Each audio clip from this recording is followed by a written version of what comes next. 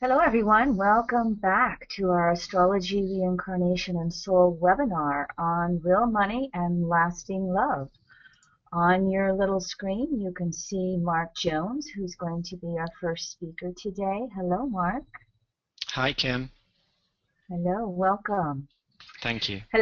You bet. I'll give you a more formal introduction in just a moment here. Hello, everyone. We are back up and running and talk about this Cardinal Grand Cross. We are living it, meaning Leroy and Star Lady. And we're moving through it. Leroy had some really good quotes for me the other day. He said, you know, diamonds are made under pressure. So we're turning ourselves into diamonds this week. Little joke there. But you will see on the top of your screen here our beginning screens for EAN. You see our contact information. You see the list of all the speakers. We're about halfway through the list as of today. And so there's the way to get a hold of us if you need to. And hold on a second, I've got to click on my screen to get my little mouse to work. So here is what we offer on our website at EAN, from our free weekly podcast to our Astro Library to our multimedia course, including its certification. And our EAN Astro Library, as many of you who have been tuning into these lectures every single day, we appreciate you very much. Here are the 3 sections we offer under the Astro Library. One of the little tidbits for you is when I did do the Outer Planet Workshop series on Neptune, that Neptune series was a lot of your beginning basics of the 12 archetypes on evolutionary astrology. And it also included a lot of information on health and wellness of each of the 12 archetypes. So the Neptune Outer Series workshop not only ended up in section 1, it also ended up in section 3 if any of you are interested in more EA information on health and wellness. And then, of course, here's our multimedia course that we offer in our 3 different segments.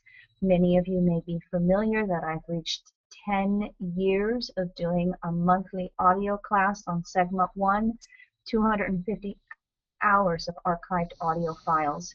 Those are available to anybody from any segment purchase. And starting the beginning of next year, I'm going to move into teaching a monthly webinar class on segment 2. And so if you're wanting to get started with any segment 2 materials, we are shipping them day by day as people order, and you can get started on the DVDs and study and get ready, because the beginning of next year our monthly classes will start out working our way through the homework assignments for segment 2 step by step. All right, thank you very much. At this point, Leroy, you can turn the screen back over to Mark. And I'd like to introduce Mark to everybody. He is coming to us from Bristol, England. I will ask Mark to give a little bit of information in regards to his background and how he found evolutionary astrology and how he works with it today. Before I do, I would just like to say that I first met Mark back in 2001 in Port Townsend, Washington, at the very first Jeffrey Wolf Green Evolutionary Astrology Conference. And Mark, it has just been such a pleasure for Leroy and I to know you over the last 10, 12 years. We appreciate your friendship, we appreciate your camaraderie, and we appreciate what a gifted evolutionary astrologer you are. So welcome and thank you for joining us. Thank you. Hi, everyone. So I'm a psychotherapist as well as an astrologer, and really that's been the leading edge of my evolution in the last 10 or 12 years. So prior to that, I was studying psychosynthesis therapy, which is a form of spiritual psychotherapy, and I was studying evolutionary astrology, and I was studying Noel Till's master's program, Synthesis and Counseling in Astrology. So I really was doing a lot of studies at the same time, and I literally finished all of those in 2002 and taught my first school of evolutionary astrology in the UK in 2003. And really, since that point, I've been teaching regularly, and I've had a lot of experience teaching students and the common ways that students struggle, just as I myself struggled, to integrate the sheer complexity and level of meaning in astrology. But also, I've been watching more recently the potential for the healing interface between therapy, a spiritually orientated therapy, and evolutionary astrology and its vision of the soul's evolutionary journey. And I think really that's the depth that we're going to be trying to access today. Because I want to approach this topic from a number of different levels, really. Um, one of which is to provide a background to the nature of the archetypes we're discussing when we approach the Pluto-Uranus square on an individual and a collective level. You can't even understand the nature of this square without delving deeper into the archetypes. Now, I'll just say at the start screen, plutoschool.com, www.plutoschool.com, has lots of resources for students. Free resources, essays, access to audio and video downloads, and paid for talks and books and materials, as well as an online tuition program if anyone's interested in my work. Now, let's start to, let me just check that I can actually, there we are. So when we face, if it's all right with everyone, I'll just say to begin with, having introduced myself, what I'll do for the sake of the recording is turn off the webcam and then put it back on when I take some questions and answers later on. So for the moment, goodbye everyone, God bless, but I will just continue as a voice and lead you through my presentation, and at the end then I'll come back on the webcam and take questions. Thanks. So, how do we look at astrology? Full stop. Richard Tarnas, perhaps the leading figure in the attempt to make astrology an academically valid subject, gave a keynote talk at NORWAC a couple of years ago, in which he quite intriguingly described astrology as the gold standard of superstition in our age. It is literally the litmus test of that which is naive, trashy, full of BS. I remember myself reading a science book that I was really interested in, that I was engaged in, and then it gave an example of like an outmoded theory. And it likened it metaphorically, it was as much nonsense as, say, believing in astrology. And this is the example of what Richard is talking about.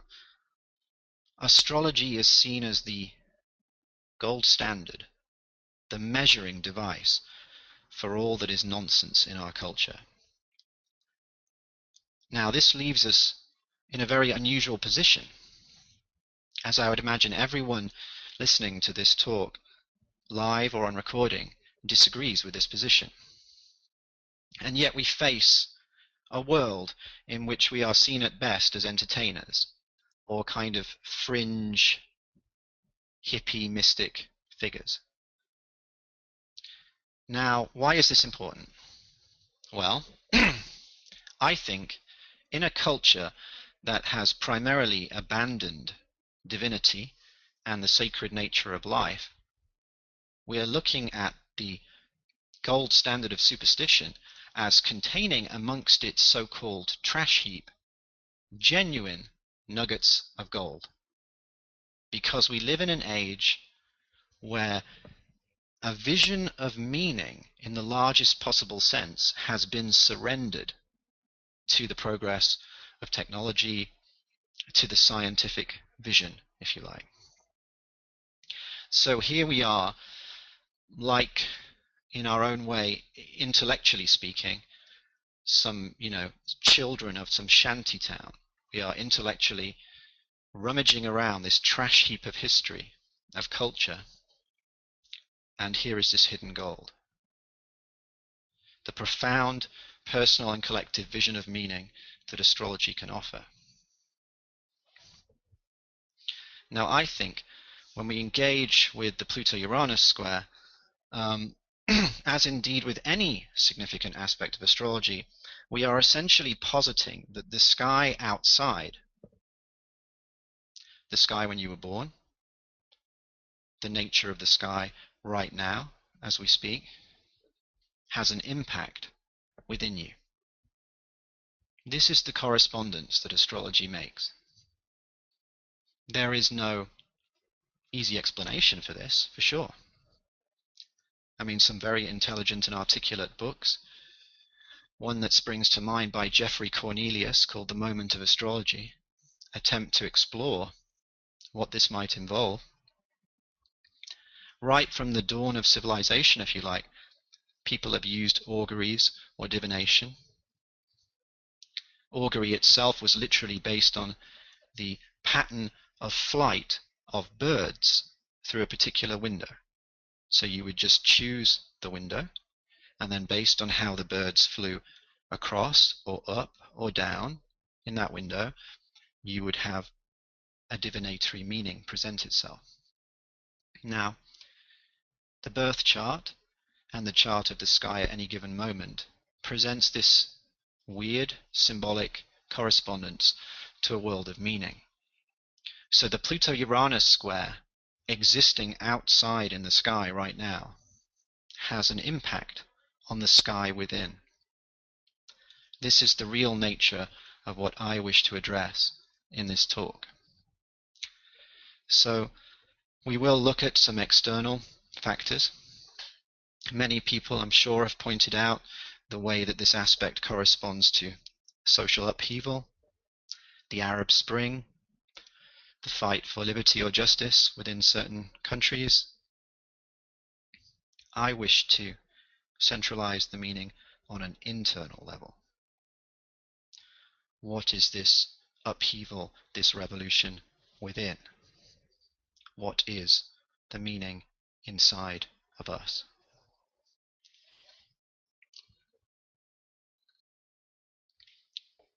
Now, I would argue towards a vision that I call the astrology of liberation.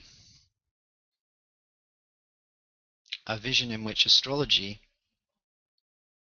is a harmonious metaphysical system in order to help us liberate. And in fact, any other use of astrology, however intellectually interesting, is ultimately a distraction.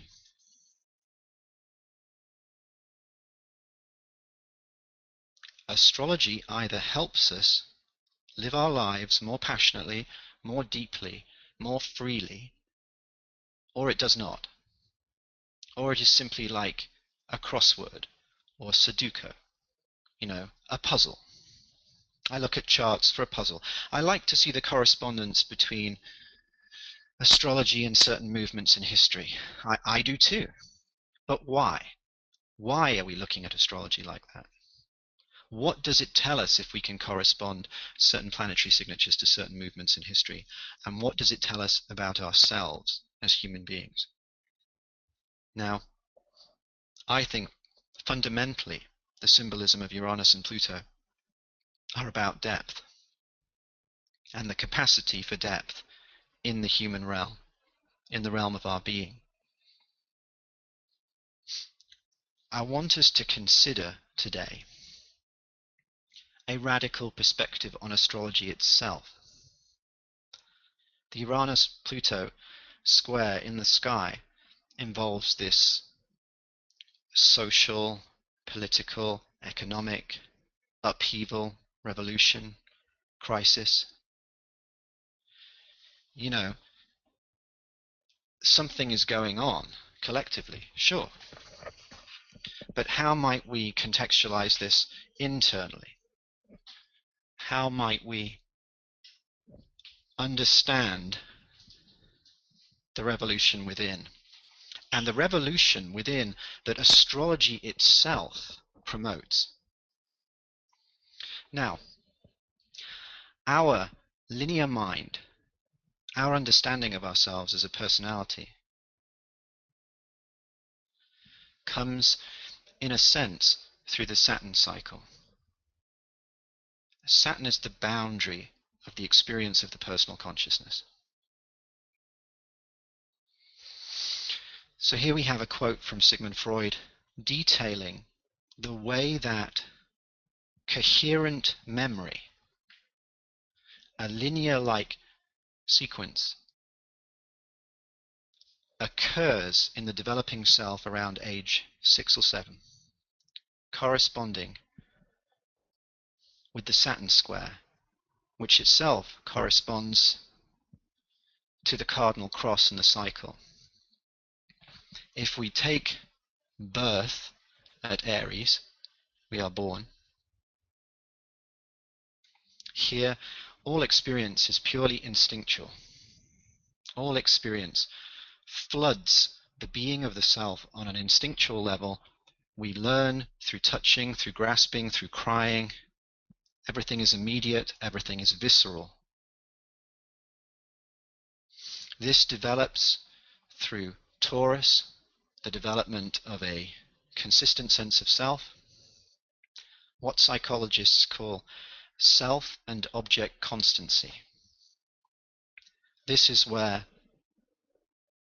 the child learns to internalize his or herself in a consistent fashion and the reality of the mother in a consistent fashion.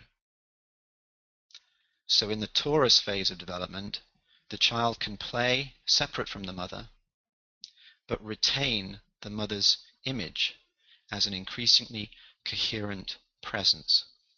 So it's another step from the instinctual body of Aries towards this development of a coherent sense of memory or time that Freud is referring to in the previous quotation. So here we're looking at astrology as a developmental model of the psyche.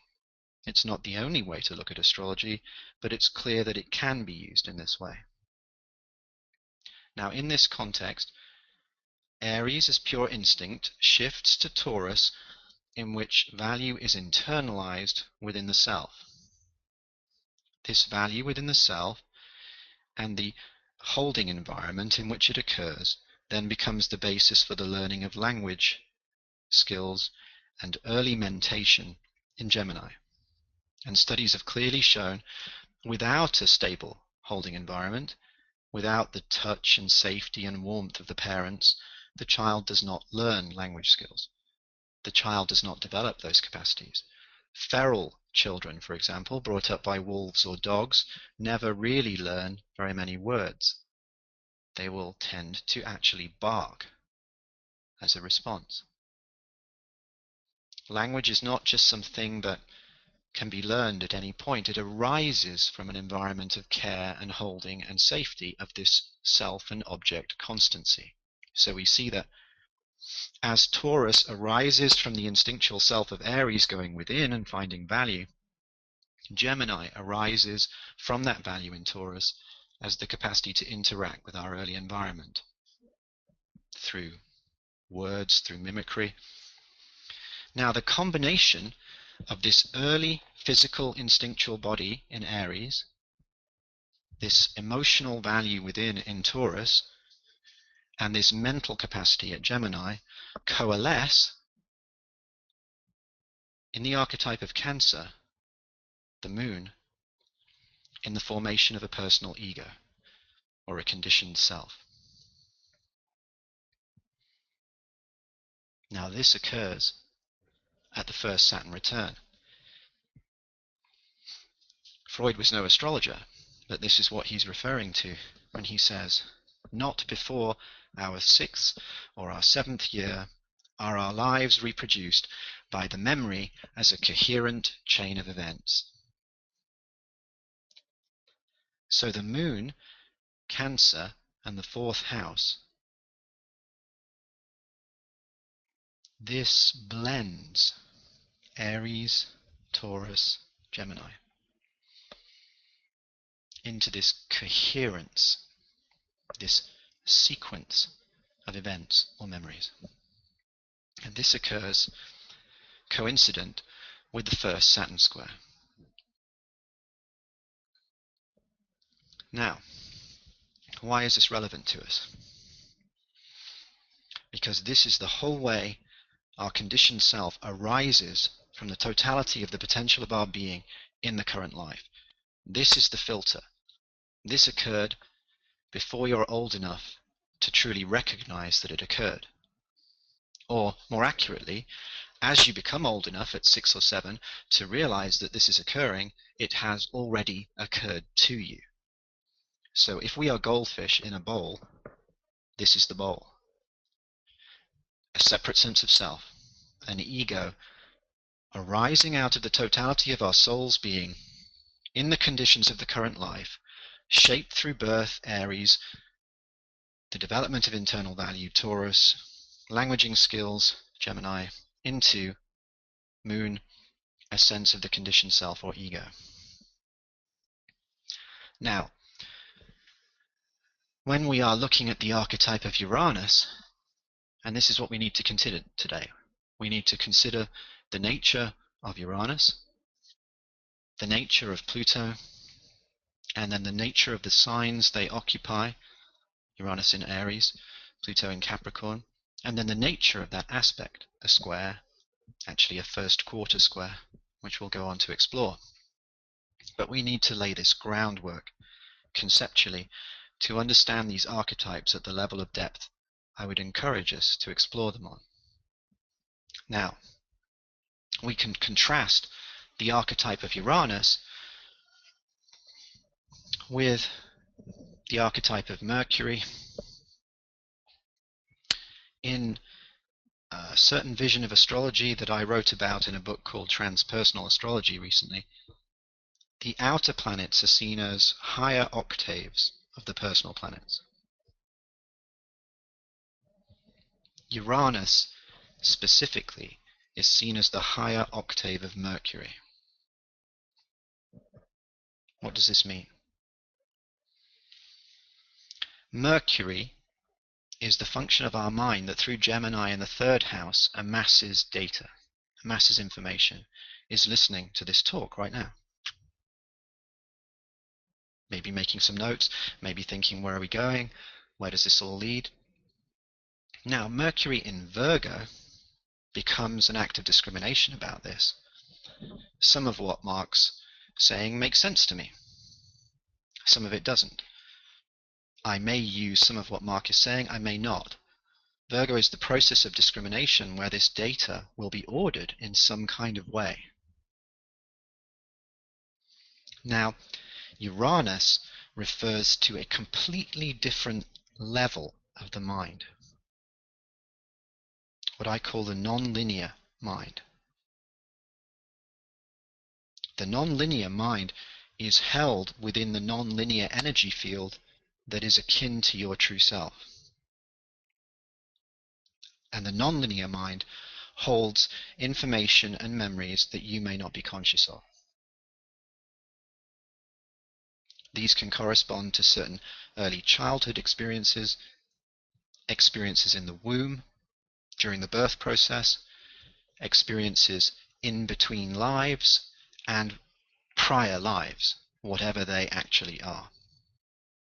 It's not our purpose today to explore what prior lives are. We can observe, though, experientially, people experience them. I myself had a client spontaneously regress into a past life during a relaxation exercise. So I have direct experience that it is an experiential reality. Now, whether it is as simple as we just reincarnate life after life after life in a linear sequence like that, when time is probably much more complex, these are great mysteries.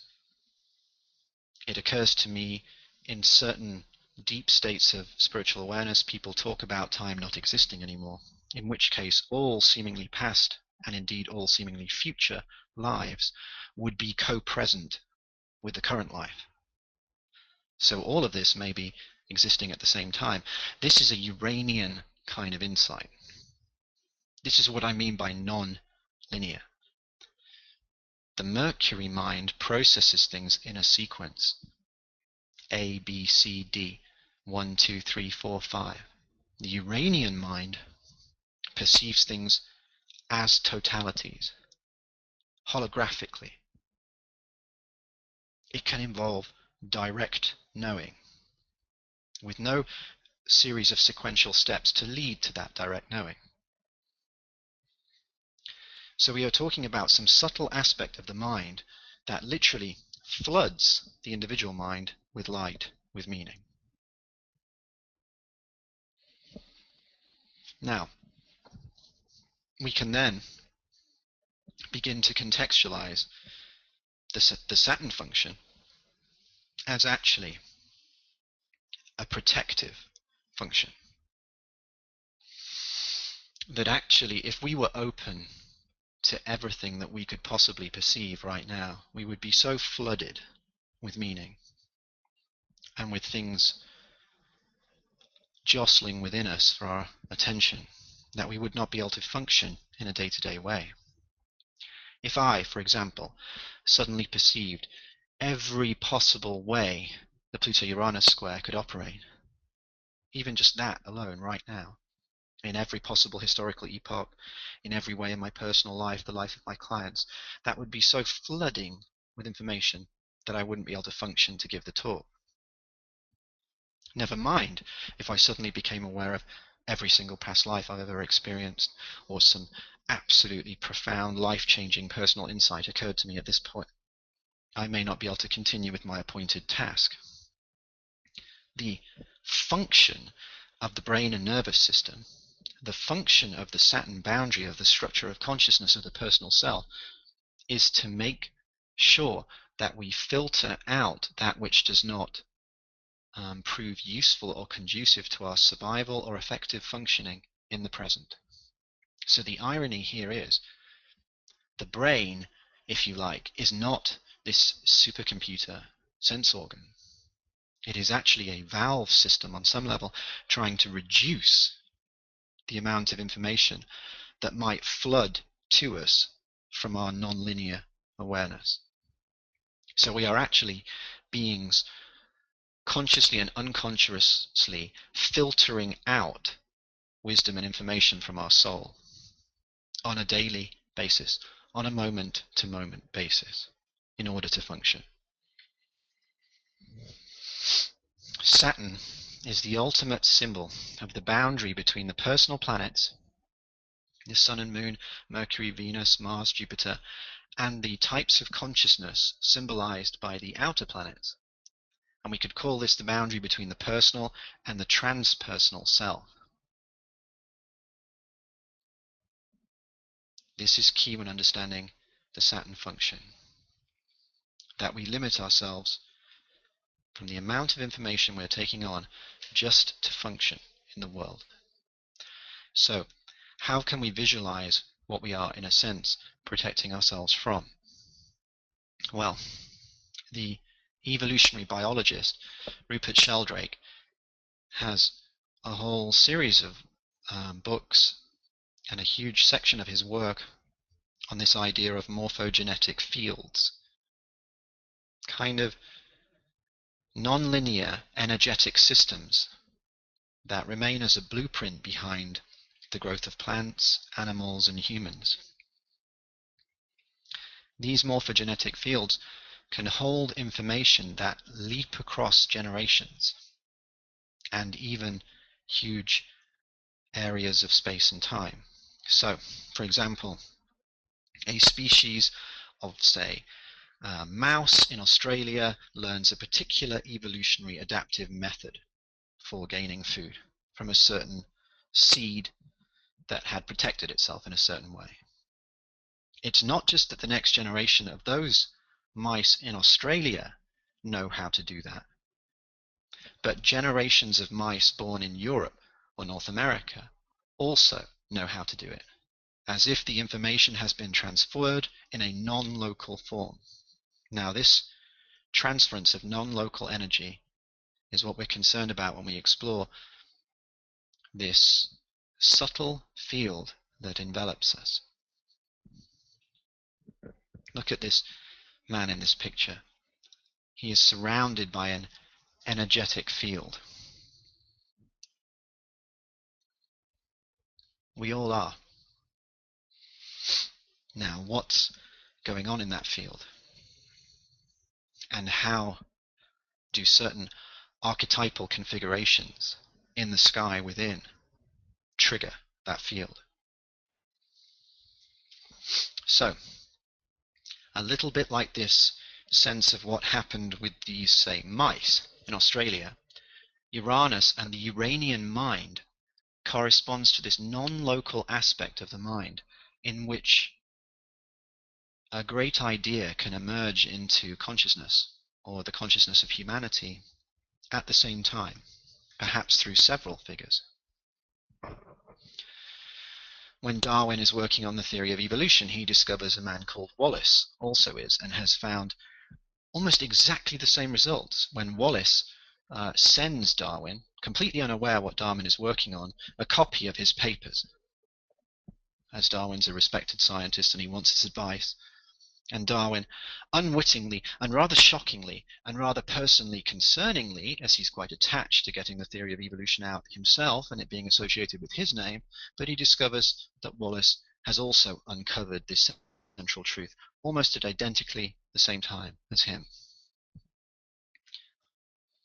Now, what we want to add to this already kind of revolutionary insight, an insight so revolutionary that Rupert Sheldrake, for example, is villainized, partly because he's a Christian, and partly because it's perceived to be pseudo-spiritual nonsense, his idea of these morphogenetic fields by certain hardcore scientists. Well, I think you'll agree that from our point of view, in the trash heap of history, as the gold standard of superstition for a culture, we can perhaps perceive Sheldrake's work in a different way. And we can take it a step further. Now, the quote here is from Stanislav Grof, and this is from his book When the Impossible Happens, a book late on in his career, when he is not so attached to his academic funding and being perceived as some kind of figure of academic repute, if you like. Here he sort of fesses up.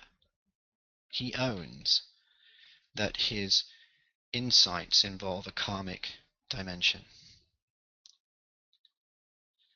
This vision he has of these arcane symbols being blasted by a bolt of Uranian lightning onto this Saturnian stone in his vision, he senses that they are sacred.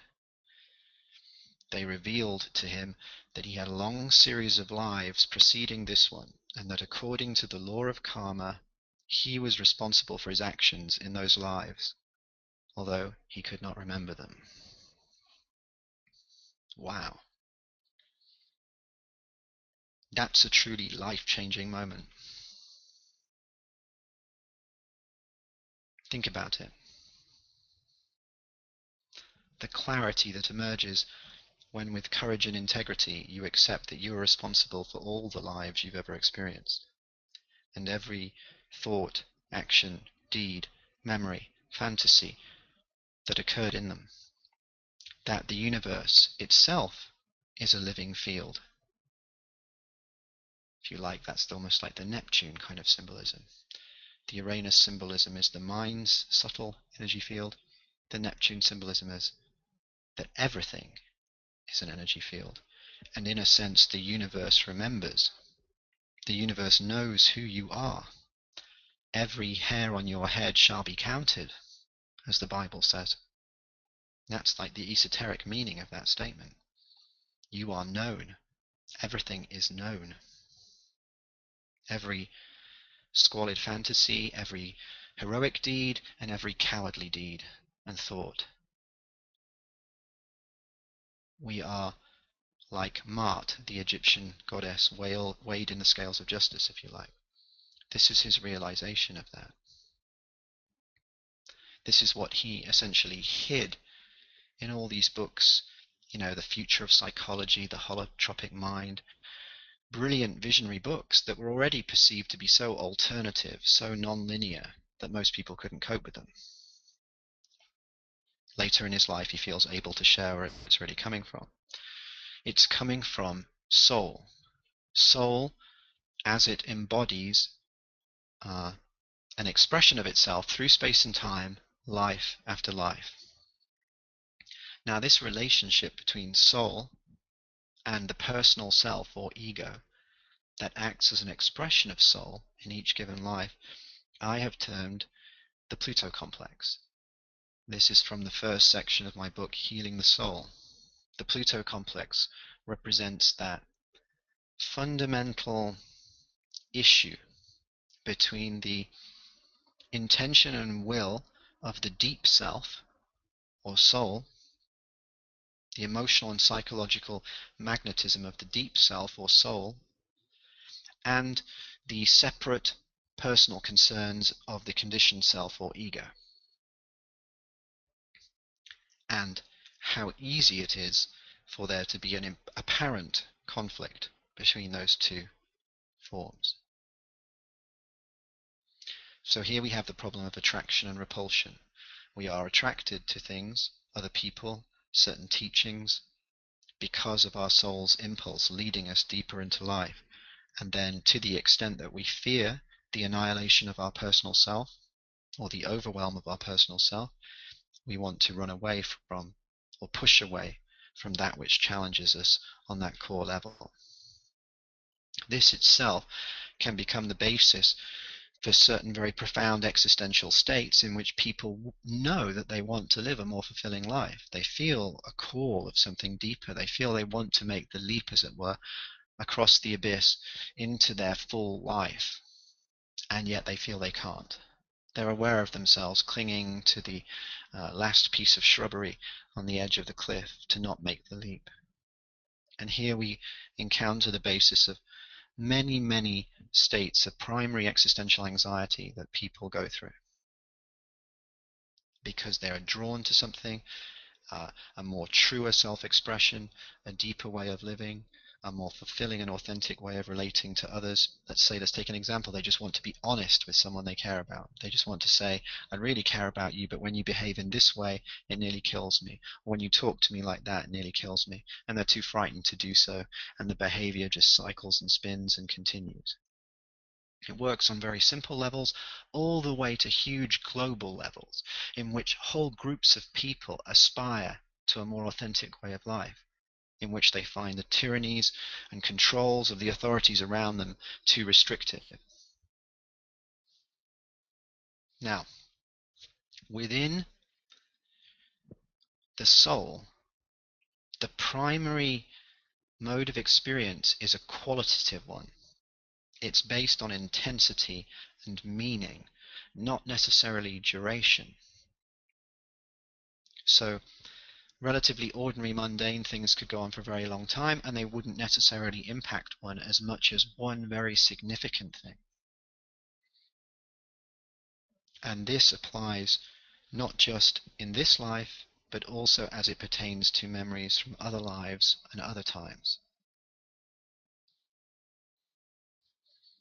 Within this, then, we can say that the inner reality precedes the outer reality. Everything in your life manifests from the basis of who you really are inside, and the particular frequency and nature of your magnetism, of the electromagnetic field of your deep self. Reality and all its infinite variations can be likened to an infinite sea of tiny droplets of iron filings, if you like, responding to your electromagnetism and creating the patterns that take the forms that eventually lead to the circumstances of your life. And this operates both individually and collectively. Pluto then represents the core nature, psychologically, of the magnetism of this deep self. How reality around you is ordered based on your deep psychological focus and orientation, what you are identified with, what you are attracted to on a very deep level. Whereas, as we were talking about earlier, we remember that Uranus corresponds to a nonlinear aspect of the mind that remembers everything that has occurred. So Uranus holds mental imprints of everything that has occurred to you. Pluto represents a psychological, emotional magnetism of the deep self. Uranus represents the memory of the deep self, all the events that have been held within that mind, events that transcend the conditioning of the current life, which occurs around age 6 or 7 with the first Saturn square, as observed originally by Freud.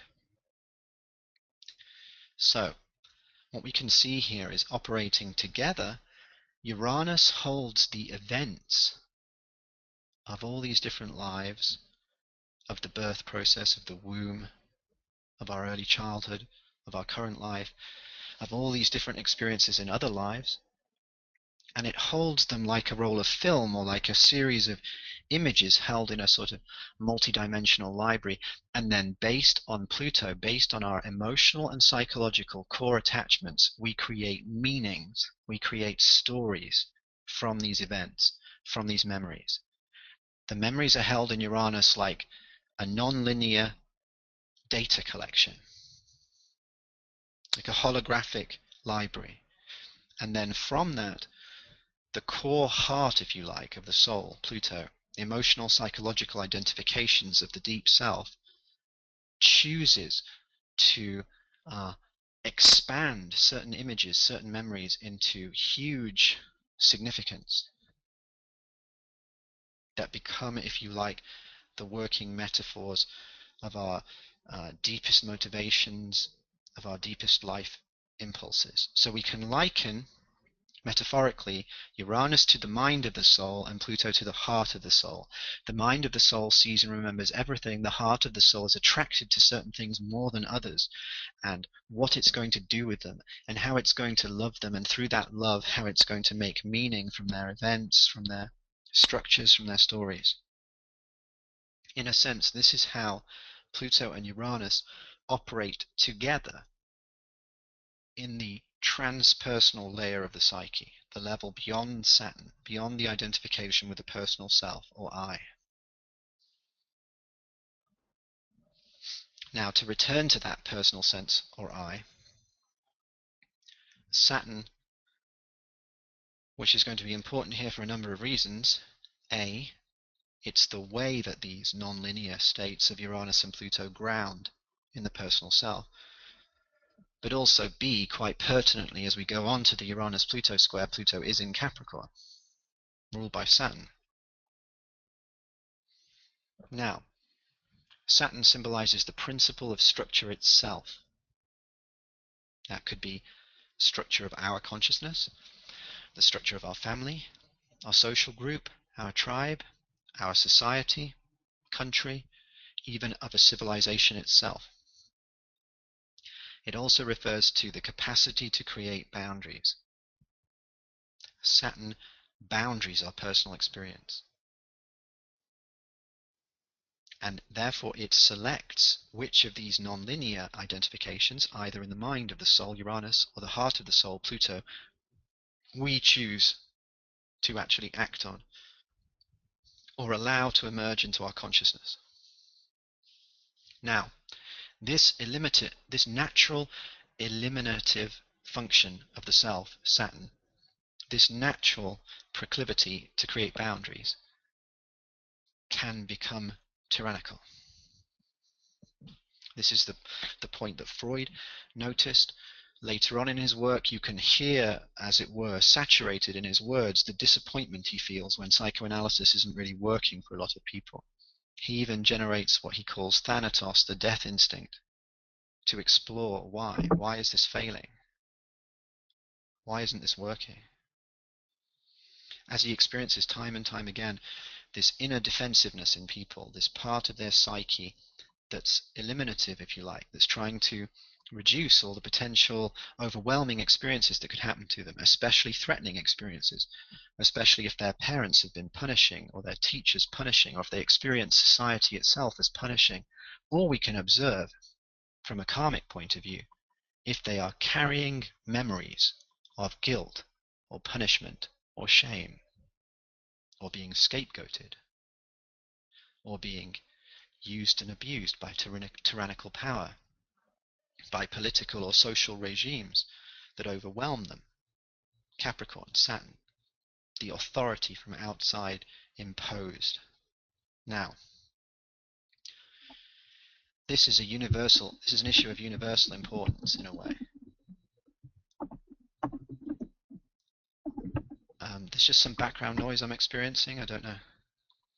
Thanks. This is an issue of universal importance for a number of reasons. One, on a very practical level, lots of people live haunted by this private fear that they will be discovered as shameful, they will be ousted, that they are somehow wrong, that they are deserving of punishment. The guilt and the reaction to these internal and external figures of authority becomes this primary battleground in life for authentic living, free from judgment, free from shame. This will apply in astrology readings. If there are students of astrology or practicing astrologers listening to this talk, I'm sure you know that even when you approach the chart with someone, some people are afraid of their chart and how it will somehow say bad things about them, or more accurately, I guess, confirm somehow the bad feelings they already have about themselves. To the extent that people can become literally afraid of showing you their chart, or both excited but afraid of what you're going to see there that might confirm that shame. So we must observe, even outside of Syria, even outside of Afghanistan or Iraq, or areas of conflict the world over, people live internally controlled, internally haunted by tyrannical voices, by the internalized figures of parents and teachers, but also by the karmic impressions left by the misuse of judgment, authority, and power upon them in the past. The eminent child psychiatrist Donald Winnicott defined maturity, the healthy expression of Saturn, as the capacity to handle paradox.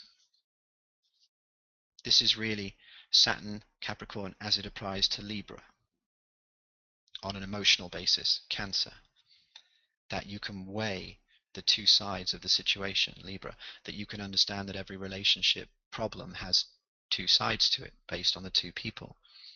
Capricorn, in its healthy function, integrates this capacity to recognize that life is not just black or white. It's all these different shades. But the fearful, shadowy place inside people always lives as if life is black and white, and that the black side will be exposed somehow by some revelation, by some failure. Maybe it's a fear of public speaking.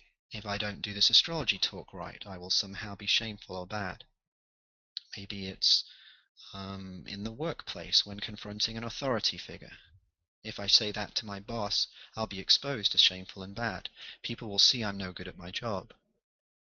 Even the healthiest person tends to have some subtle areas prone to this kind of process. But in many people, it is absolutely dominant. It literally, Capricorn at the top of the chart, dominates their personal and psychological experience. Now, moving forward, we see, if we look here, the ego forms at the first Saturn square, or around that. This corresponds to Cancer, Aries to Cancer, the first part of this Saturn cycle. Then we see at age 14, the Saturn opposition, we develop social awareness through puberty, sexual feelings. We see Libra during the 14 years, the second segment of the Saturn cycle. We get to Libra. Then we go on to a place where the Saturn and the Uranus cycles intersect, age 21. Here, Saturn is in a last quarter square, and Uranus is in a first quarter square to its natal positions. This is the first intersection of the Saturn-Uranus cycle. This is the age when people are trying to leave college to work out if they're capable of leaving home and making their way in the world.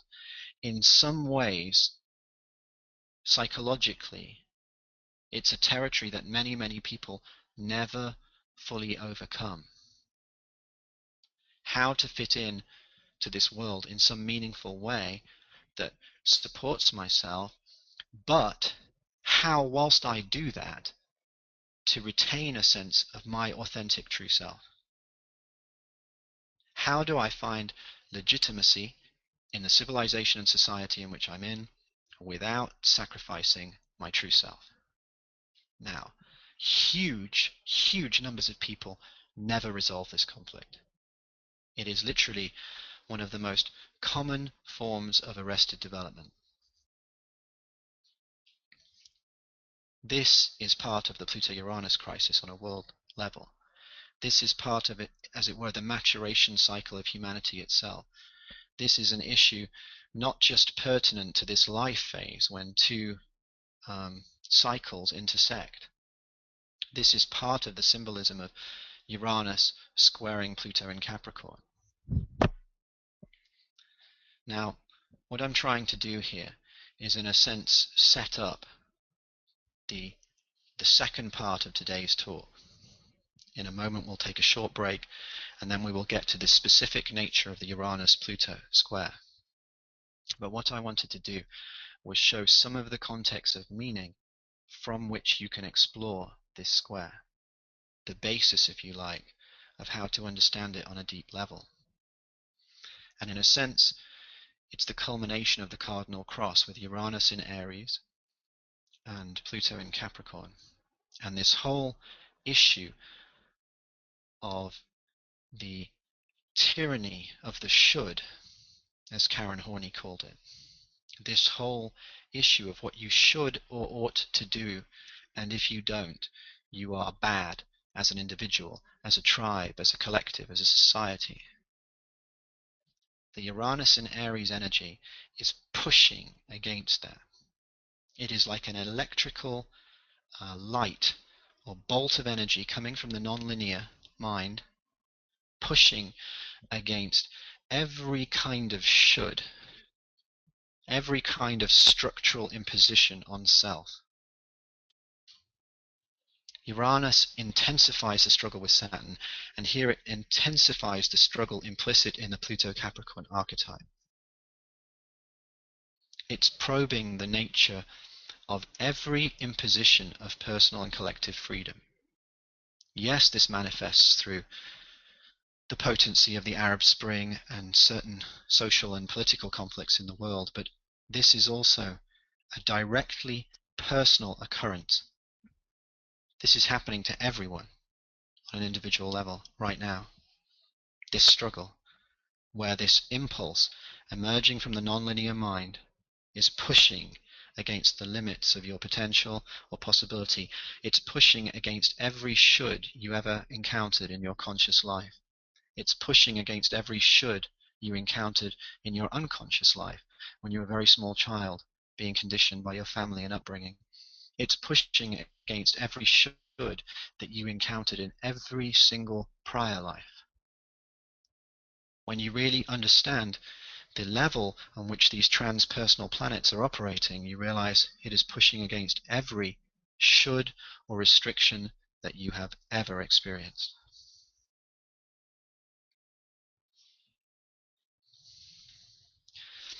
To give us one sort of visionary example before we take a short break and move to the Uranus-Pluto square in its specific depth, here's a beautiful Uranian image.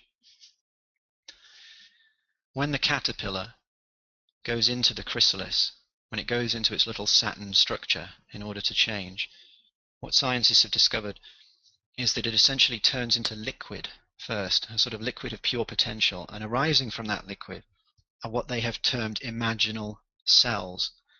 This is primarily because they don't know what they are, because they have no prior equivalent in the RNA and DNA of the caterpillar. There is nothing pre-existing in the caterpillar to allow for the butterfly, not in any currently observable form. There is nothing in its linear, particular existence that prepares one for the emergence of the butterfly. From the liquid it goes into, there arises completely new cells that were not there before, that become the structure of the transformation. a really rather radical and beautiful image. Now, we'll just take a short break. I don't know what kind of breaks we've been doing, Leroy. What's appropriate? A couple of Well, minutes? why don't we say 3 minutes or so? Not to be too exact, but thank you, Mark. As always, it's engaging talk, and you're setting the stage for the second half, which has got us all on the edge of our seats. Thanks, Leroy. So back in a couple of minutes, just a short restroom or water break for everyone.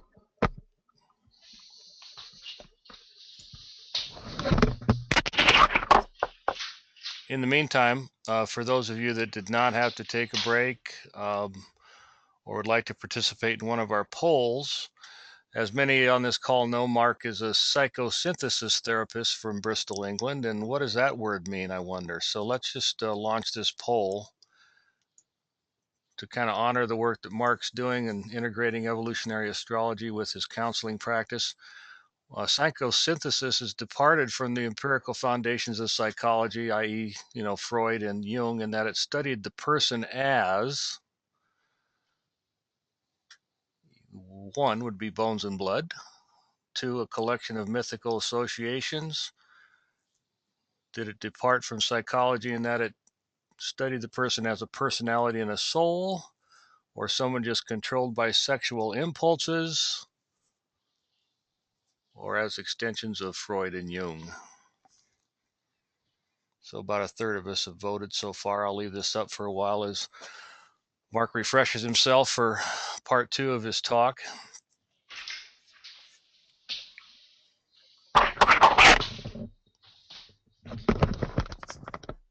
Hi. Hey, all right. You're back again.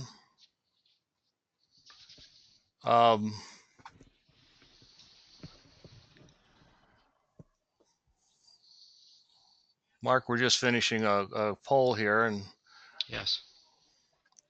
after the poll, would you be willing to take a question from somebody who's raised their hand on the board? Absolutely. Okay. Marie Claire, just hold on for a moment, and we'll unmute you after we get most of the votes in here as people return back to their computers and devices. All right, well, let's close the poll and share some results with everybody on our poll question, Mark. We asked about psychosynthesis today, honoring your work. And it indeed did integrate the personality and the soul in a very powerful way. So, Marie Claire, I'm going to unmute you, and you can go ahead and ask your lucid question of Mark Jones. Yes, hello. Can you hear me? I can, yes. Okay, very, very interesting. I really loved your work. Thank you. When you talk about superego, are we Yes. still talking about the moon or are we talking about Saturn? Very good question. Very good. I believe we're talking about an interaction between the two. Superego is primarily Saturnine, but it is Saturn in relationship to the moon. So if we go back to this cardinal cross, you see in a sense this is true authority or judgment here, Capricorn. But in its misapplied way, it can limit self-expression, Aries, becoming the basis for distortion, anger, rage. It can judge relationships, at a really simple level. Your father doesn't like who you're dating, or the family doesn't approve of the union of the marriage. And this is all in the Capricorn Cancer dynamics, the dynamics of parent as authority figure and emotional child or parent as nurturing figure. And to me, your question is actually brings up the really rather subtle dance between Capricorn and Cancer, because I believe personally that superego evolves out of that polarity itself, not just Saturn. It's actually Saturn in relationship to the moon, and then seeing, if you like, the child or the sensitive, vulnerable part of the person, Cancer, as somehow inferior, and then setting up these tyrannical protective forces in the psyche to somehow keep this vulnerable, inferior part safe. And then in the name of that safety, becomes very narrow, very rejecting of life. Does that make sense?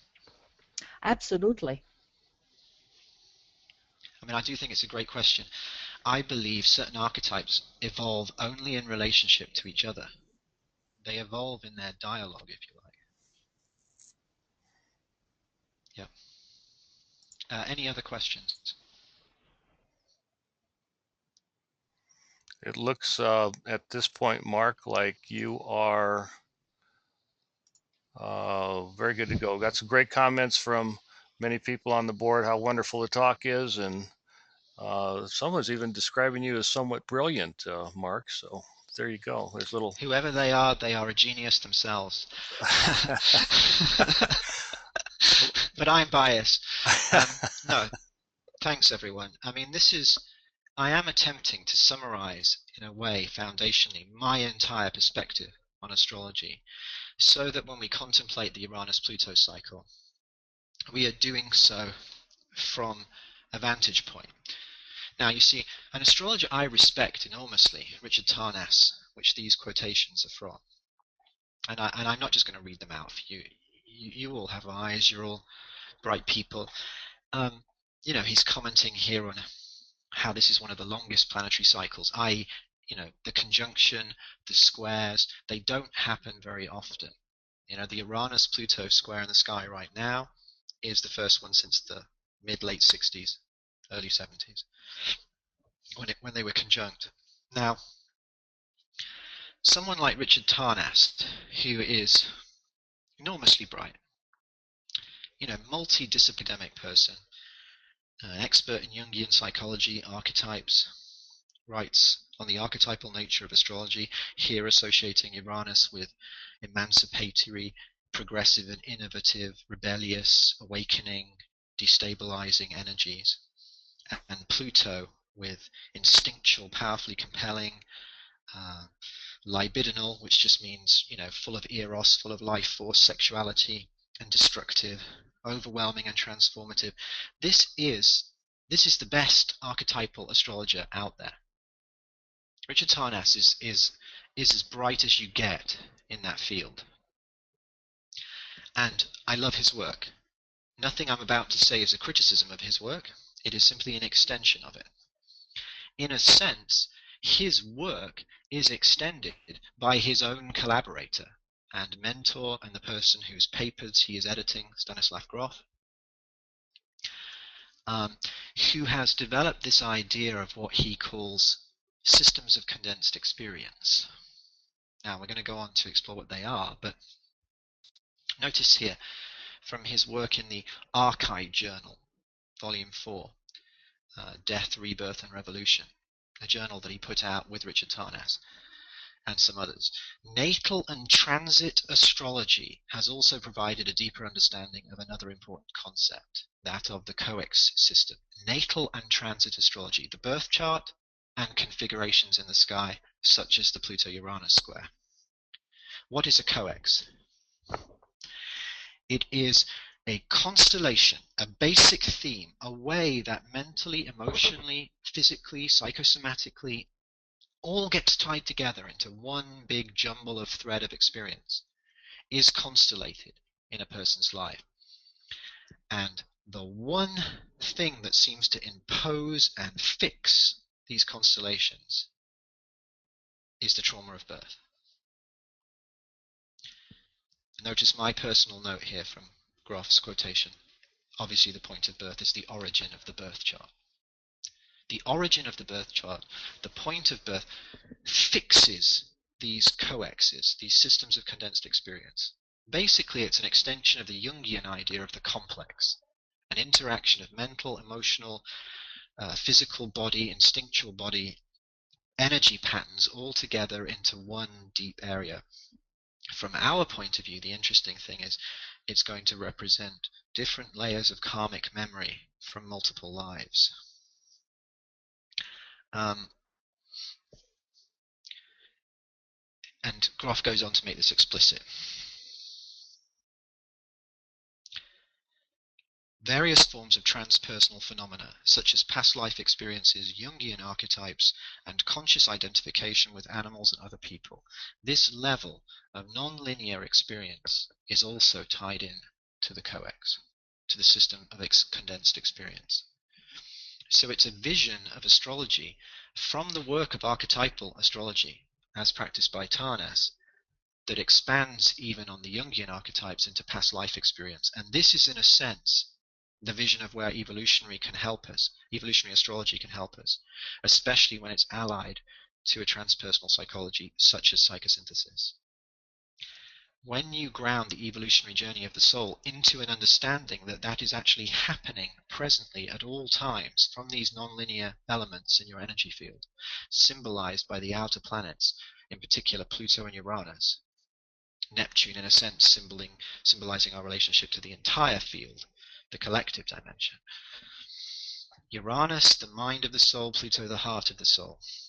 Here we have an understanding of how past life experience is contained as a symbolic correspondence to these coexes, to these dynamic constellations of experience, anchored in the birth chart. Uranus and Pluto speak of that. They speak of what's anchored in the birth chart. And of course, by transit, such as their square in the sky from last year until 2015 or whatever, happening right now. So, what's this mean? What does it mean that this non-linear dimension is constellated so intensely right now? Well, I would say to you that the personal struggle, and let's just separate it from political events of upheaval. Yes, the Arab Spring and the impulse of these people for democracy is a genuine one and deserves to be heard, as all great civilizations go through these cycles. As, the countries in Europe and North America went through progressive cycles of awakening to greater social responsibility and democracy. The Civil War had its roots in the slavery issue. An issue that was attempted to be dealt with in the Declaration of Independence, but failed. So all modern civilizations have gone through these periods of great conflict, including vast global conflicts in recent times. So it's not unusual.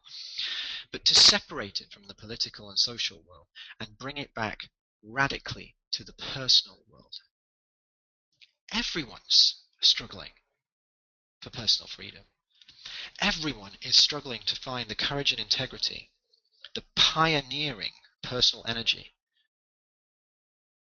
Aries, Uranus in Aries, the liberating spark coming through pioneering impulse of freedom, the courage to attain it, to pioneer and go forward and take it, and which they are trying to overcome the blocks of imposed judgments and hierarchies from without, Capricorn, Saturn, or more powerfully even, the tyranny of internal judgments, internal prohibitions, the thou shalt not inside our own minds, inside our own psyche.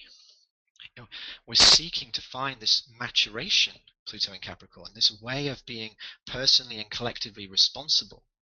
Now let's remember the dimension of this. Remember Stanislav Grof's experience where the lightning bolt carved onto the ancient rock these symbols, and he intuited it meant he had had these long line of past lives and he had to take responsibility for them as well as his current life, even though he didn't consciously remember what had occurred. So some of the conflicts from the Pluto-Uranus square triggered in the sky now stem back throughout history.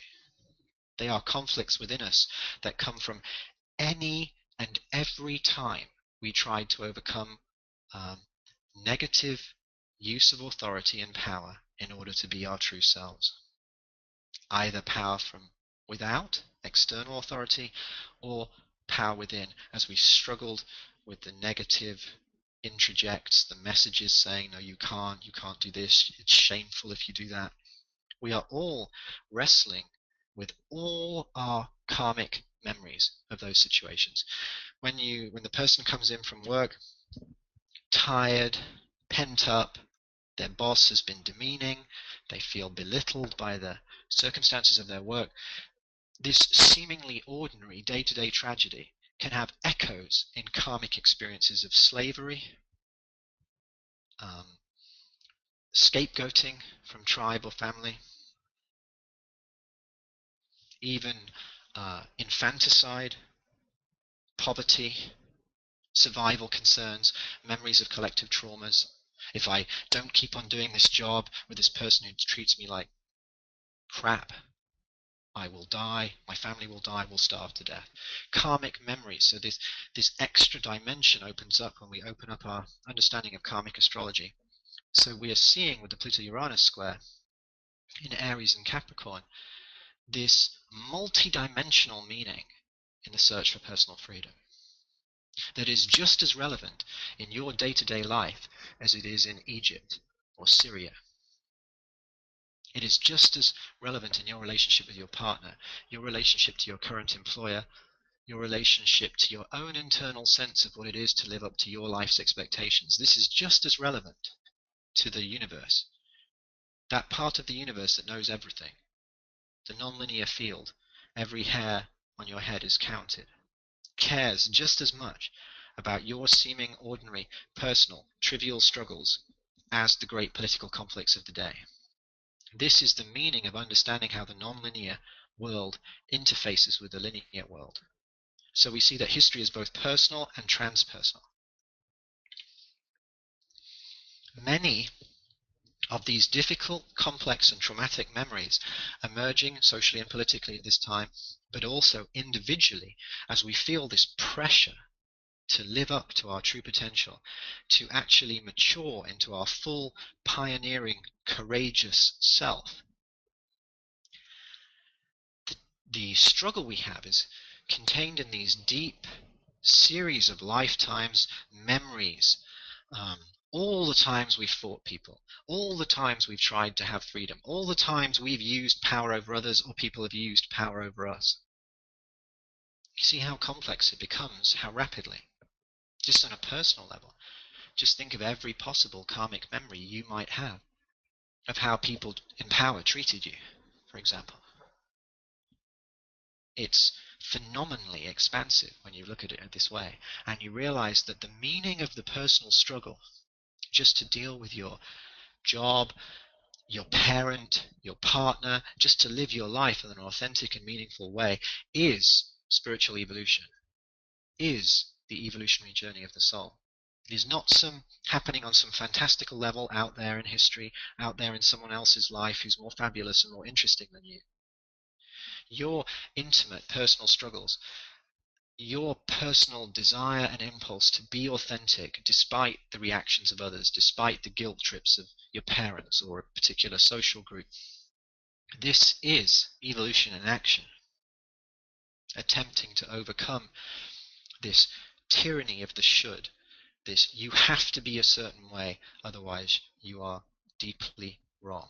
Now, during this whole time period, from June 2012 all the way till March 2015, we have this exact series of squares occurring in different degrees of Aries and Capricorn. These are the intense trigger points where the square is at its closest. But the whole period is colored by this energy.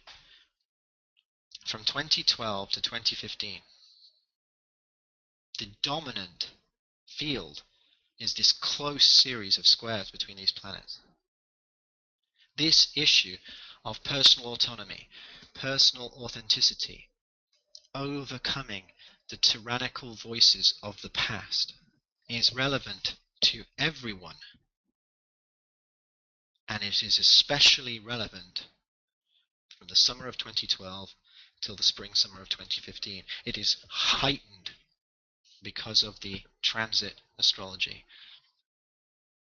And the view of radical empowerment I'm proposing is during this entire time frame, you have a karmic challenge, if you like, a window of opportunity in which to test out and respond to this possibility within yourself to become more courageous, more expressive of the pioneering, innovative consciousness within yourself.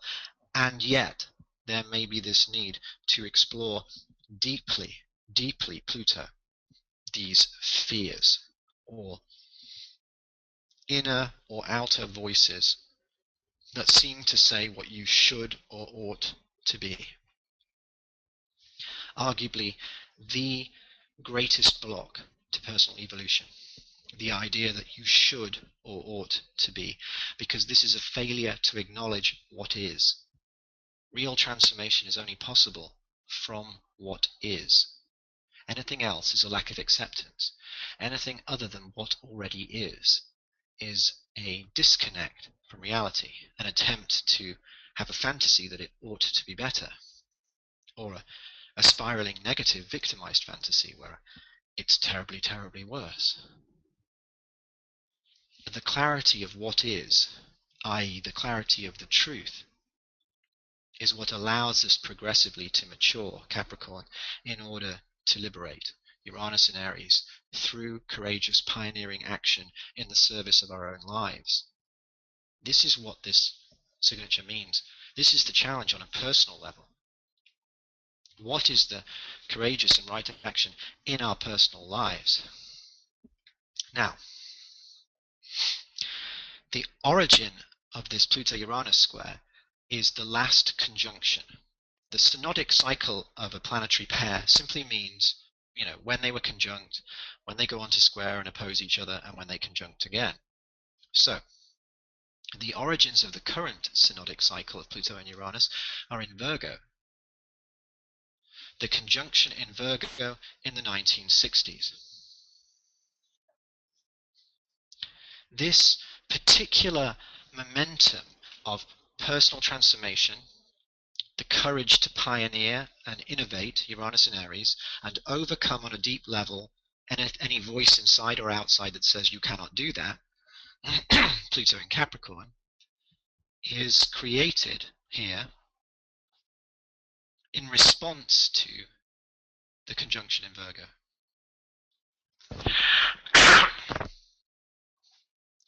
Now, we could spend the entire time of today's talk just trying to contemplate what that means.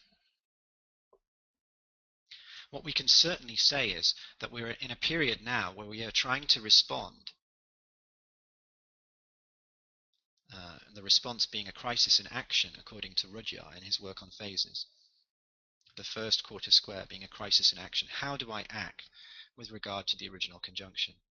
Here we are trying both consciously and unconsciously as a collective to explore the meaning of the mid-late 1960s and very early 1970s. That's how this crisis is manifesting, if you like. This attempt, this challenge between personal integrity and pioneering spirit and these voices of authority or judgment. What was the 1960s? What in the 1960s happened that is still relevant today, or what has been overlooked? I mean, a number of things occur for me. The use of psychedelic drugs has completely dropped from therapeutic practice, much to the distress of Stanislav Grof, who can barely conceal his disgust at someone like Timothy Leary for messing up the professional element of its use, even though Timothy Leary did allow many other people who wouldn't otherwise to have had that experience. The use of psychedelic drugs in healing work has been reduced to isolated programs such as the Johns Hopkins Medical Facility, where it's used with terminal cancer patients who are suffering from anxiety or depression about their illness. So that's the only way such a radical healing form is allowed within the current structures of hierarchy of the modern establishment. Not just if you have cancer, but you have terminal cancer and you're anxious and depressed about that person. Terminal cancer, and then in a few rare universities and university hospitals you can have guided LSD therapy, of which in this Johns Hopkins experiment, and this is recorded in an excellent documentary called Substance, which interviews Albert Hoffman very beautifully, 75% of people present with a primary mystical experience on their first guided session. 75%, a primary mystical experience on their first use. So the healing impact of such a revolutionary part of the 1960s has been completely sidelined by the authorities, as has other radical healing forms. I mean, I'm just picking one, really. Many radical healing forms, Virgo, healing, have been sidelined in the name of Mercury as perceived in a discriminating way. Remember the Virgo symbolism, taking the data, Gemini, and discriminating about that data, Virgo.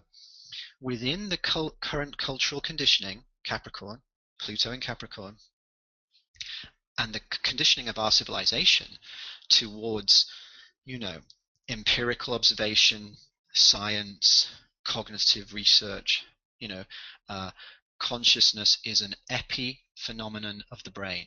That's what they believe. Consciousness, our soul, if you like, is just an accidental spark of the electricity firing in the neurons in your brain. From this point of view, the issue of healing, Virgo, and the health of the body and psyche becomes narrowly reduced, and hence you get the medicalization of healing. Healing becomes the multi-billion-dollar antidepressant and psychiatric drug fiasco, really, in many ways, where people are routinely given substance for years and decades that they don't even fully understand how they're working. Now, you could argue in a sense then that some meaning of this Uranus square Pluto for astrologers, for people interested in radical healing modalities, is in uncovering these non-linear dimensions that the narrowness of the current cultural conditioning has, in a sense, stepped on, has attempted to extinguish. That we ourselves, as these, if you like, shantytown children intellectually, scruffing around on the trash heap of history, trying to find, in the gold standard of superstition, something of real value, actually are sat on a gold mine. That actually in a culture reeling from the over-intellectual, over-discriminative attitude of the Uranus-Pluto synodic cycles issue in Virgo, the crisis, that this is actually a link to a collective crisis of meaning, which we may have our own part to play in undoing. I would argue to you, and I find this time and time again in my sessions, and I liken this to an idea by a radical Sufi called Hakim Bey, the temporary autonomous zone. My healing work, sometimes the astrology reading, is a temporary autonomous zone. It is literally a little sacred vessel outside of the rules of the current civilization, outside of the modes and judgments of this civilizational society, in which we have the possibility to be authentic and communicate directly and observe the non-linear dimension of the soul and what might be occurring. As astrologers, we ourselves have the capacity to facilitate some of the transformations that this Pluto-Uranus square is offering. Now, I might have to be necessarily brief on this section just to kind of give a sense of possibility. Obviously, I have selected, this is an enormously selective choice. There were countless tens of thousands, hundreds of thousands, if not millions of people born with these signatures who were not great artists or inspirational figures. But in the last Pluto-Uranus first quarter square, in the 1870s, in this case in 1877, Hermann Hesse was born, a writer who struggled with very difficult personal impulses, a very strong sense of struggle with himself, suicidal ideation, significant attempts at suicide when he was a young man. And he struggled with the tyranny of the should, Saturn with the moon.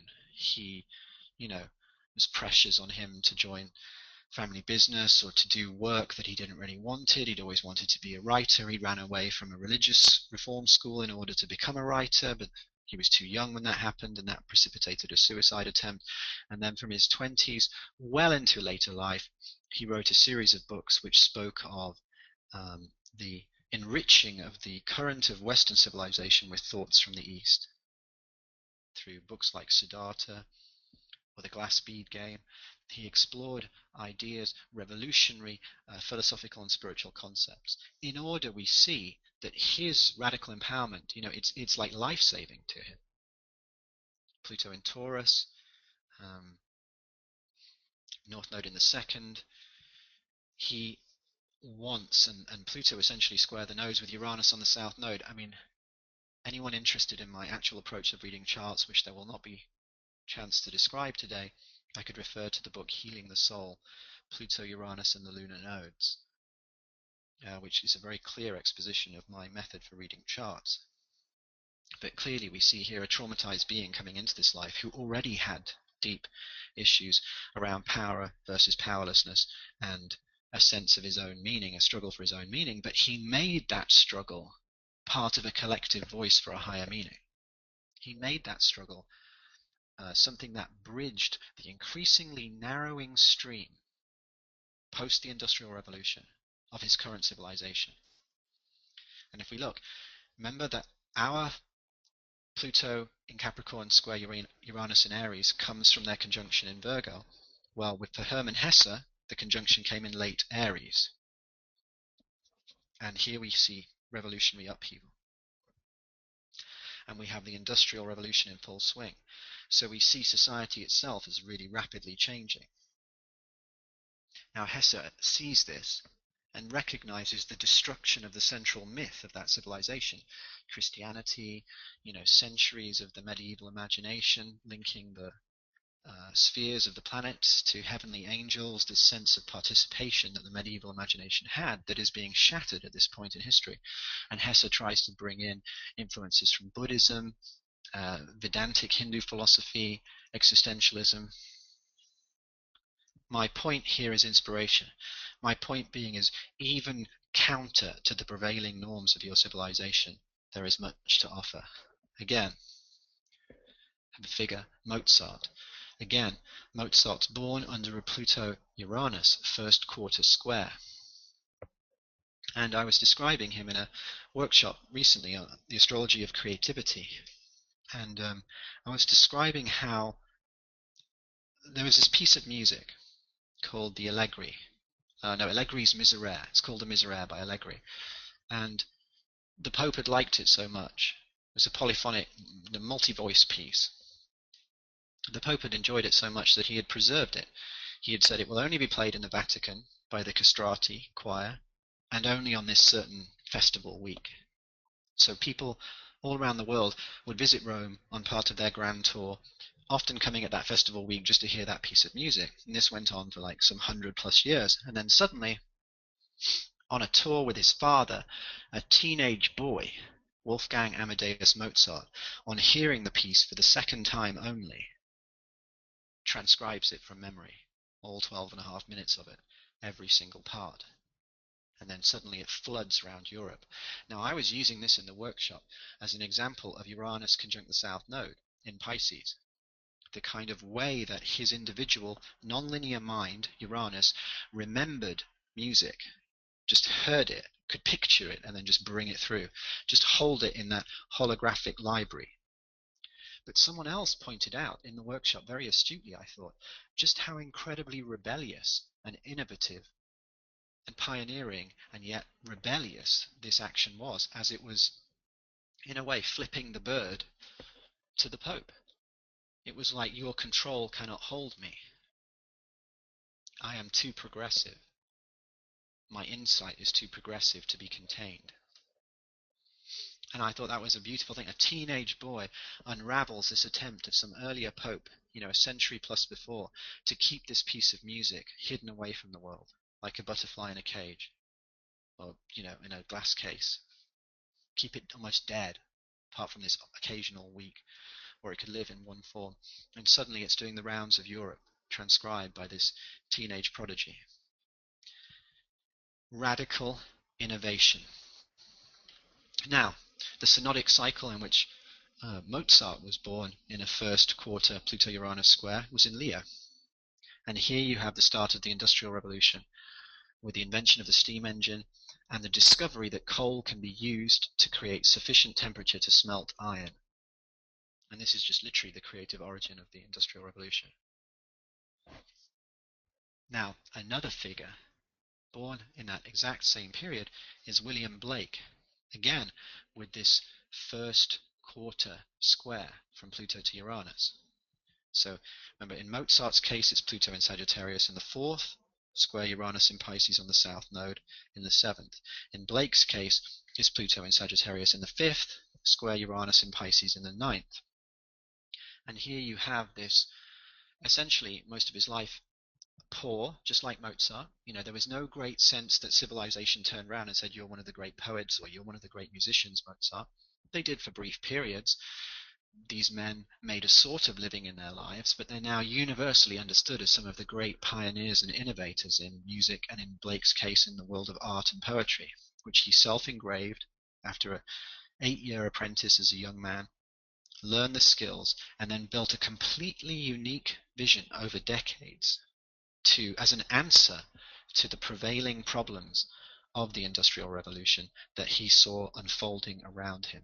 He was a counternote. He offered a counternote where he critiqued what he called Newton's sleep, the way that civilization and technology had made us drowsy, and we did not realize we were destroying the beauty of nature for the sake of these towering edifices of modernity. He moved as a counter trend, something that is increasingly relevant, by the way, with this Uranus-Pluto synodic cycle starting in Virgo, this essentially crisis that's emerging into consciousness within modern society, a crisis based on the symbolism of this cycle. Why crisis? Well, because Virgo is a transitional archetype following Leo. We spoke about how the instinctual body of Aries, the feeling inner value Taurus, the mental functioning of Gemini coalesce at Cancer and the Moon to form the ego or conditioned self. Leo is then the archetype of the creative expression of that conditioned self, singing the song of that self. I sing of myself, like Whitman in Leaves of Grass, the song of myself. Virgo is a transition from that.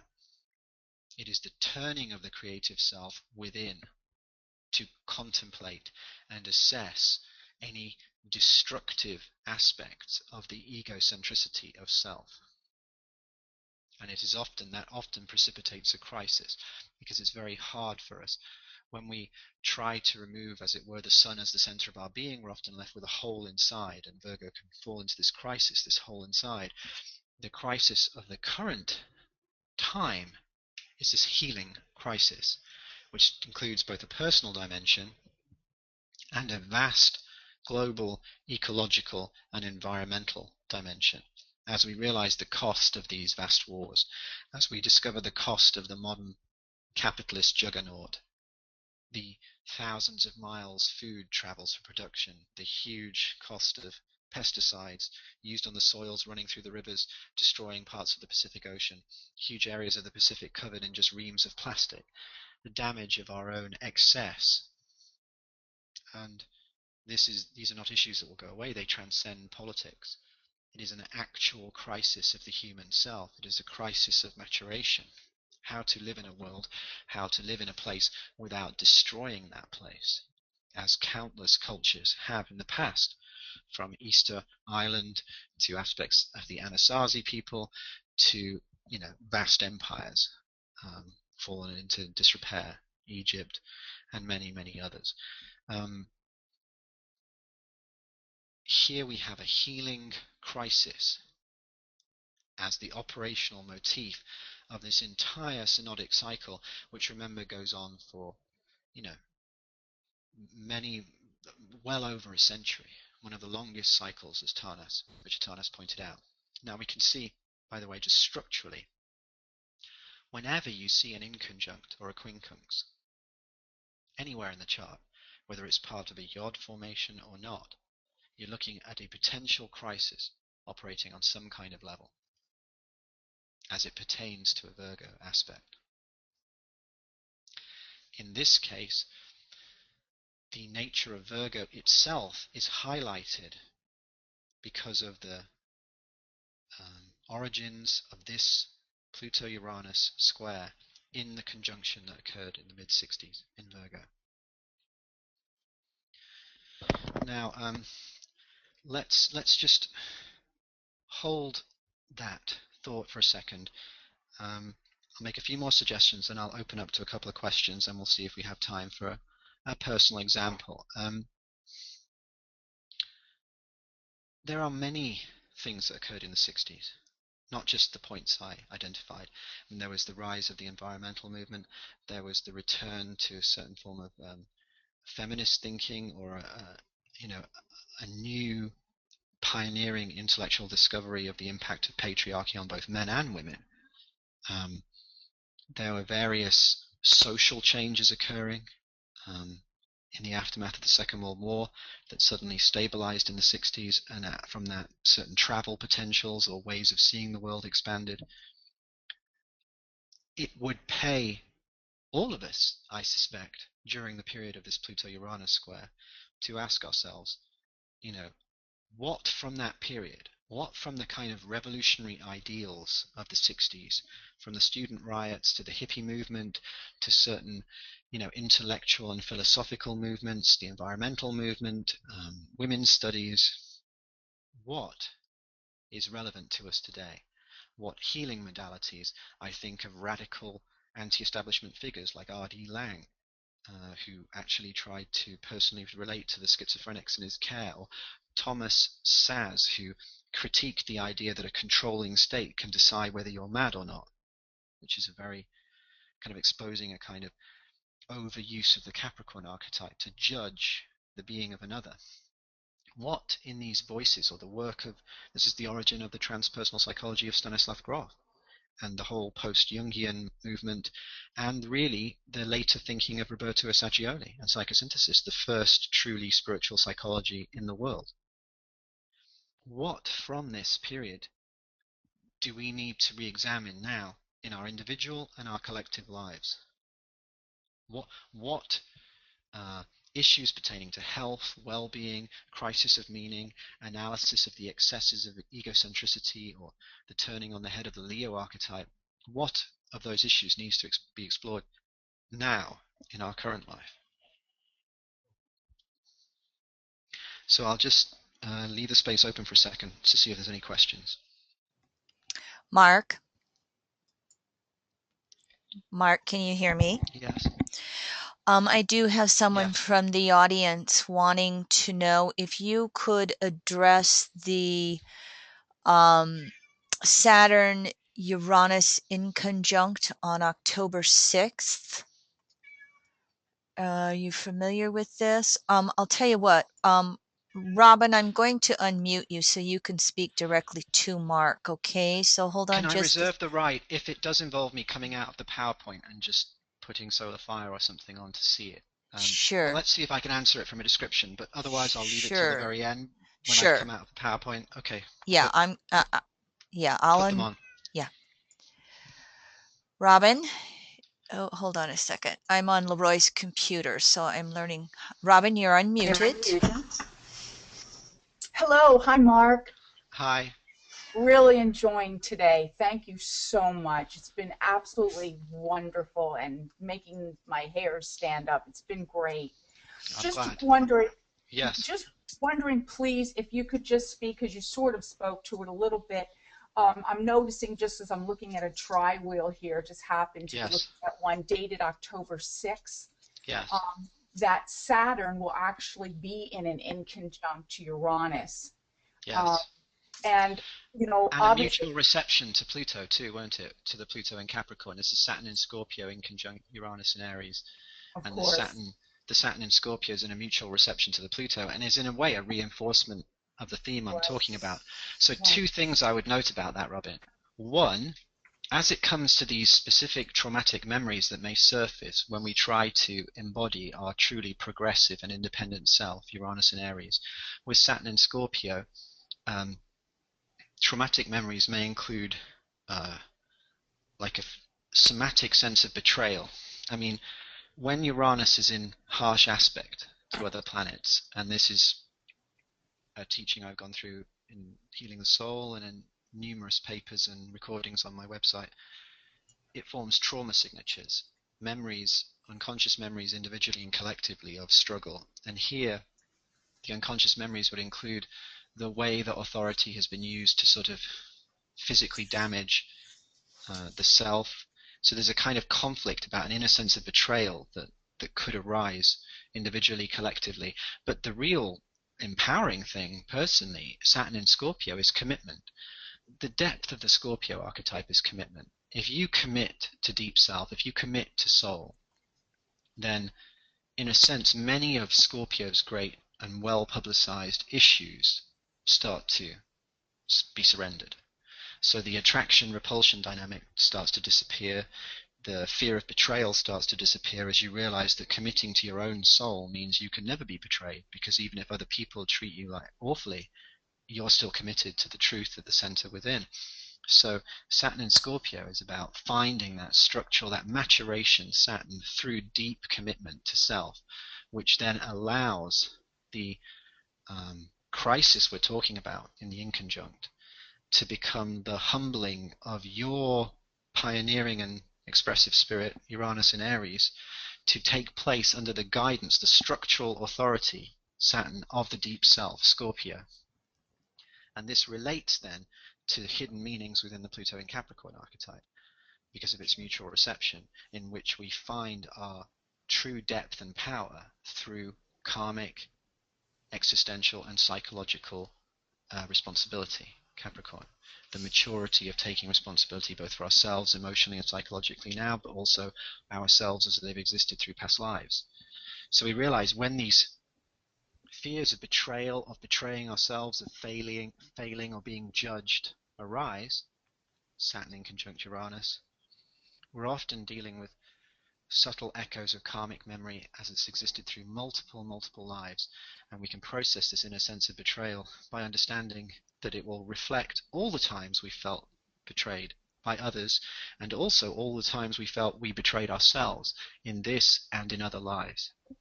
So you realize that all of these aspects can be understood from this nonlinear point of view. That's beautiful. Thank you. I'm going to use it wisely. Appreciate it. Thank you. Good luck, Robin. Thank you. Anyone else with any questions they'd like to ask Mark? You can just raise your hand by hitting the block next to your name that raises the hand symbol, and I'd be happy to unmute you. As I'm looking, Mark, thank you very, very much for this. Again, anybody have any further questions for Mark? I'm not seeing any hands raised, Mark, so okay. You're doing a great job. If you have more information you want to share. So let's look at an example, just briefly in our time together. Let's look at an example of an individual born during the almost exact convergence of the prior synodic cycle.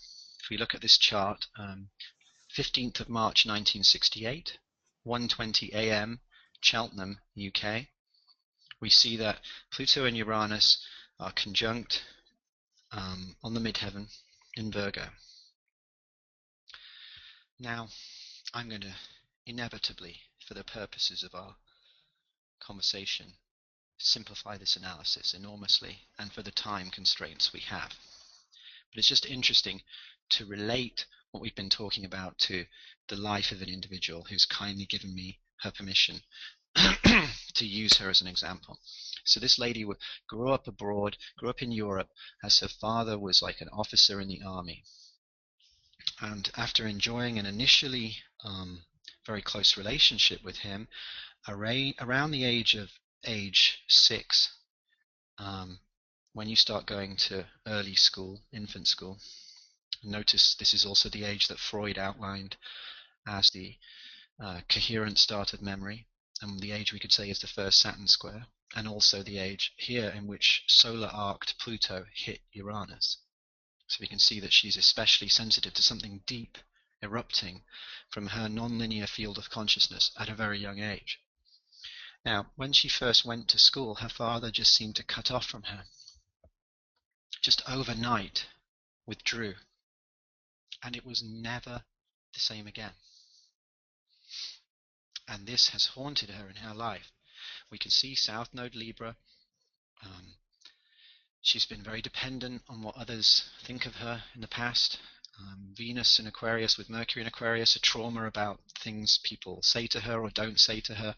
Her father cutting off from this loving, encouraging presence to this distant, judgmental, sergeant major, both at work and at home, distressed this person. And what did she do? Pluto, Uranus, Moon, Virgo. And so we can see that the solar arc Pluto, by the way, didn't just hit Uranus, it hit the Moon. The eruption of the deep self into early childhood is symbolized literally by the progressions. What did she do? She internalized herself as lacking. My father doesn't love me because I am not pretty enough. I am not intelligent enough. I'm not doing well enough at school. The child searches. They cannot believe the parent would betray them. So they look within for what is wrong. Now, during this Pluto-Uranus square, here Pluto at 11 Capricorn and Uranus coming up, 8 on the way to 9 Aries. This is literally the day it happened. The Sun is part of the aspect too. And it's taking place on her natal Saturn, which the Uranus is transiting throughout the period of processing this eventful day. She is out many, many moons later. So she has her own child. She's a single parent now. She still feels bad. She's been prone. Look at the South Node in Libra, Venus in Aquarius with Mercury, to Venus ruling the 7th house, to traumatic relationships with men. One in particular recently is verbally cruel and lets her down constantly. And we've had a chance to explore why has this happened, and this tyrannical father image that has haunted her life and predisposed her to find men problematic. She is used to men that criticize her. She is used to men that ignore her. And it is her emotional conditioning then, Moon in Virgo in the 10th with Uranus, to allow that kind of man to form her primary emotional attachments in the present.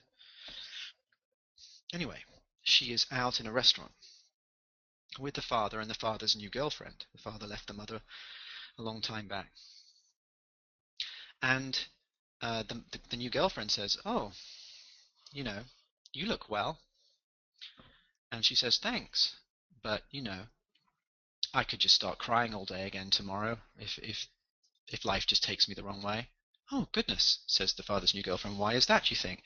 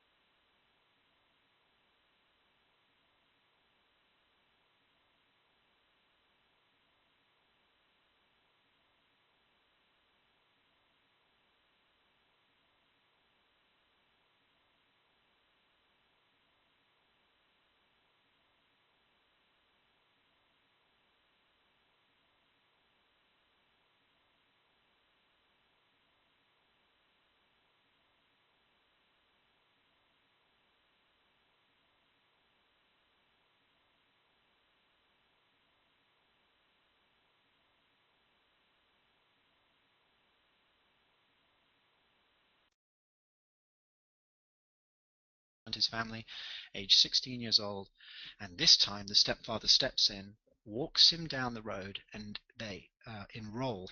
The father of my client, enrolls in the army at 16, force marched there by his stepfather, who he is trying to rat out as an abuser.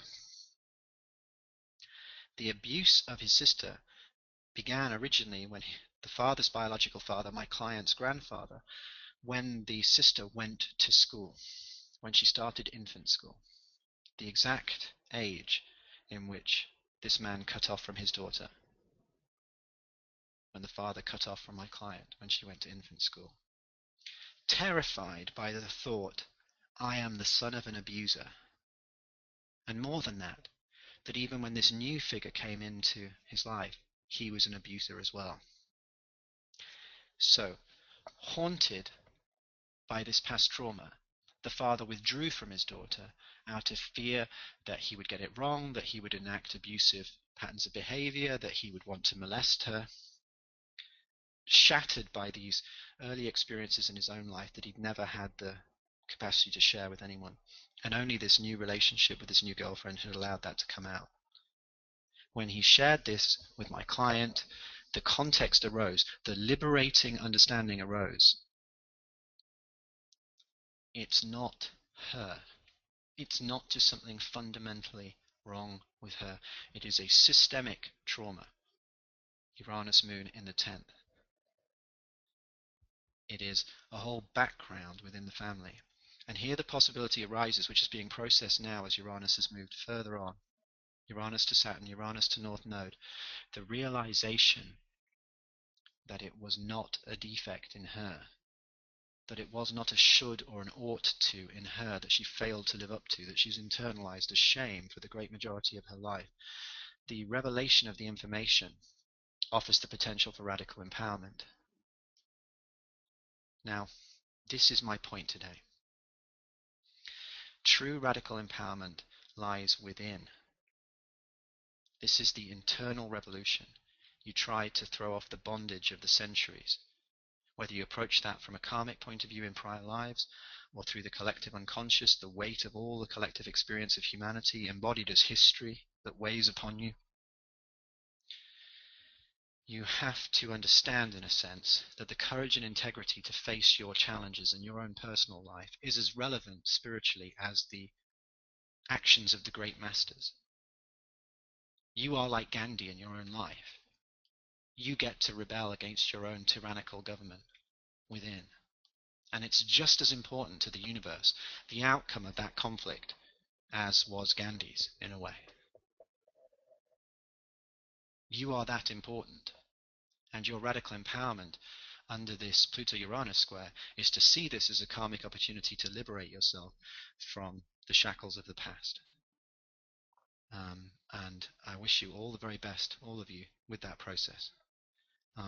Here on my website, plutoschool.com, you can find resources for students, and I can be contacted personally, Mark Jones at plutoschool.com. Mark with a K, Jones at plutoschool.com. All the best, everyone.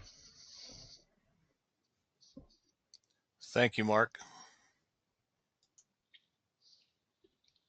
I can take any questions for a couple of minutes, or if there are none, I'll just wish you the best with that. Let's expand the question pane here and see if anybody is. Final call for questions. Anybody out there? Simply raise your hand, or you can.